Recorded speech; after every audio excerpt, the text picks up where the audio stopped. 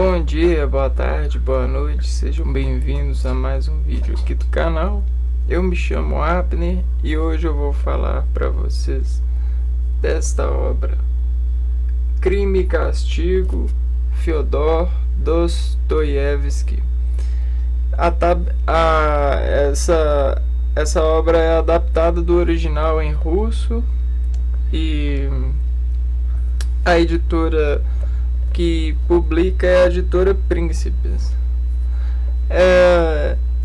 Então, vou falar primeiro do acabamento. O acabamento editorial está bem adequado, são 240 páginas.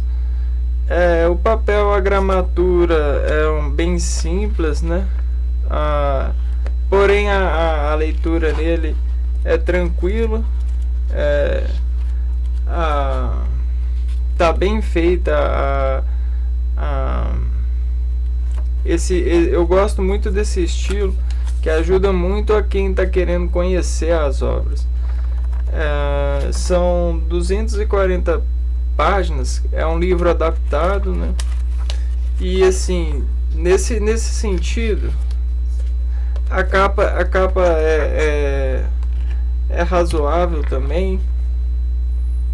Tem umas imagens bem bacanas que refletem um pouco da obra.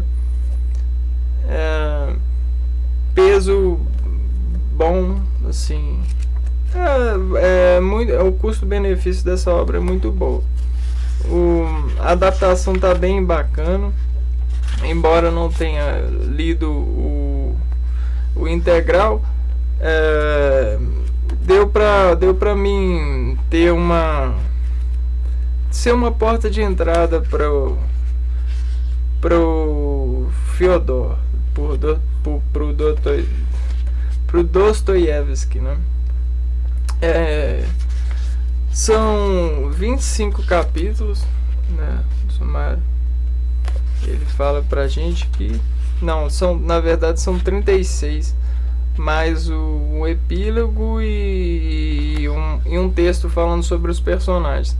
Esse texto falando sobre os personagens, porque como é a adaptação de uma obra russa, no russo, os nomes russos são sempre compostos por 3 partes, né? E aí o editor ele explica para nós aqui, o prenome, o patronímico, que é formado a partir do nome do pai, e o sobrenome. Tanto o sobrenome quanto o patronímico possuem uma forma masculina e uma feminina. Aí ele dá os exemplos aqui e explica sobre os nomes e dos personagens, porque para nós aqui do Brasil esses nomes são bem estranhos, né? Eu mesmo ficava às vezes eu estava lendo, mas eu perdi um tempo no percurso da leitura por conta do nome que vinha até eu acostumar, fazia o meu subconsciente ficar mecanicamente trabalhando o nome, se é que vocês me entendem, né?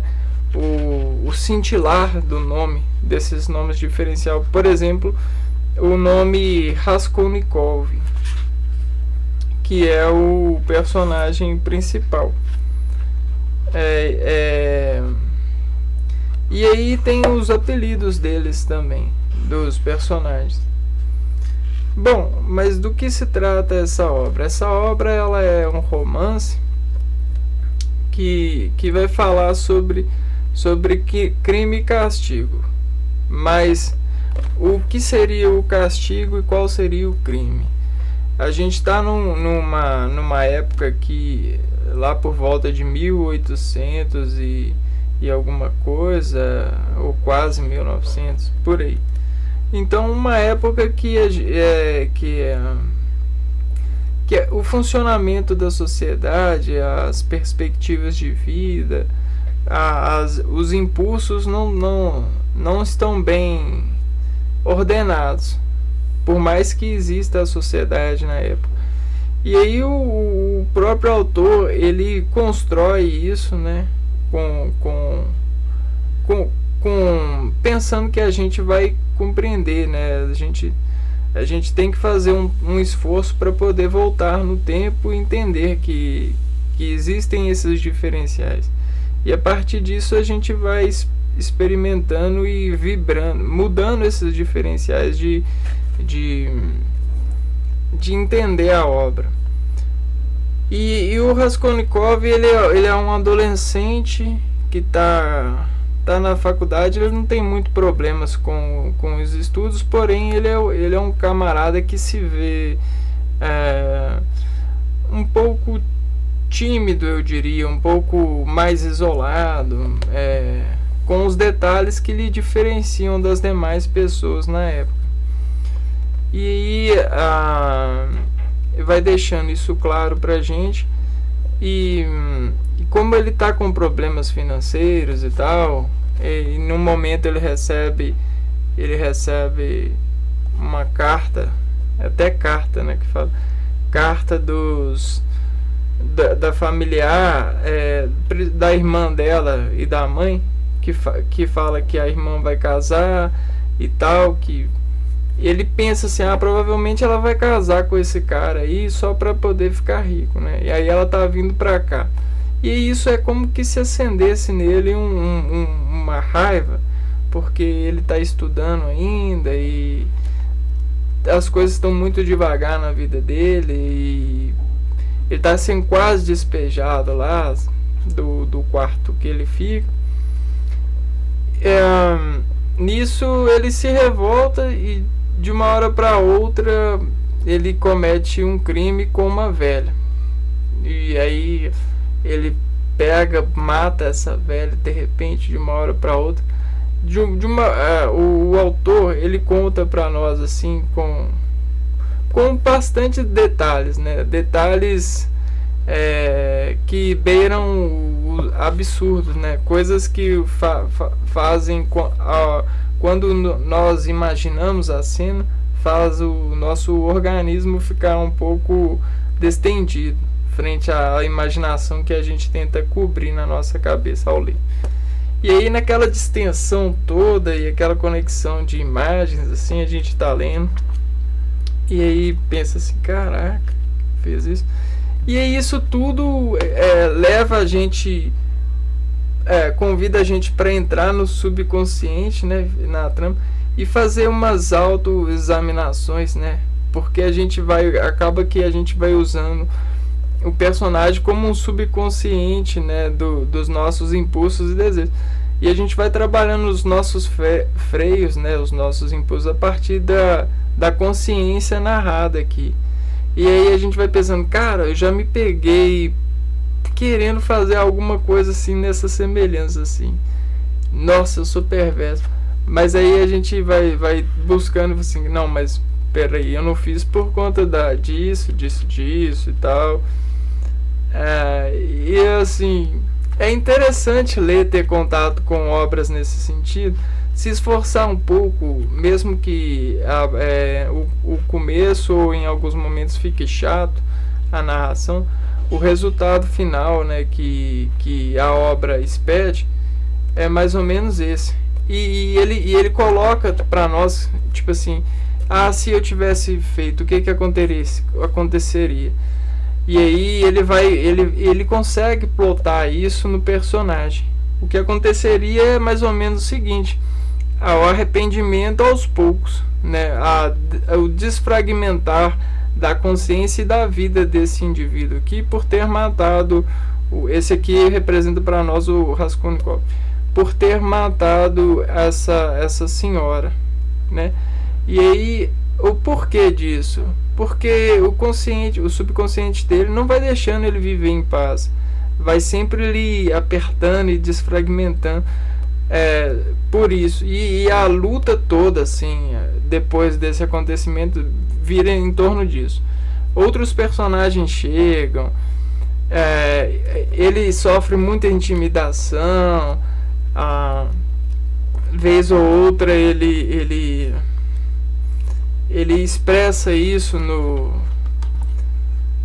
nos desequilíbrios emocionais apresentados aqui em meio à obra, e a busca o tempo todo por se equilibrar nesses ambientes. Por quê? Porque ele carrega esse desfragmentar da sua consciência, essa quebra de limite que fica pulsando dentro dele, e aí ele não consegue, acaba que isso vai ficando insuportável para ele. E é legal acompanhar isso, enaltecer isso, porque ter contato com isso ajuda a gente a frear muitas das vezes os nossos impulsos, né? A ter um certo autocontrole frente a essa observação, a esse trabalho. Eu gostei de ter terminado. Por mais que seja uma adaptação, deu para ter um gosto da literatura russa, e da importância que eles dão para algumas questões, inclusive os detalhes na narrativa.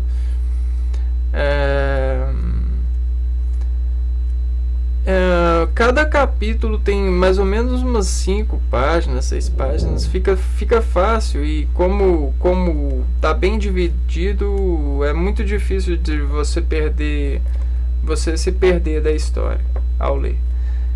Recomendo muito, inclusive para as pessoas que estão se iniciando aí, querem ter contato com alguns tipos de literatura. O livro é razoavelmente barato, assim, o custo-benefício é muito bom, e dá para ter muitos insights que estendem da obra, saem da obra e entram na nossa conhecimento de mundo, né? E essa é uma esteira muito boa para quem quer caminhar nesse âmbito literário. Eu vou ficando por aqui então. Desejo que você, se você se interessou, que você possa ler. Deixo o meu forte abraço e recomendo você a fazer dar o retorno ao YouTube, porque isso é importante, né? Você deixar as suas marcas em tudo que você faz. Até o próximo vídeo então, e corta.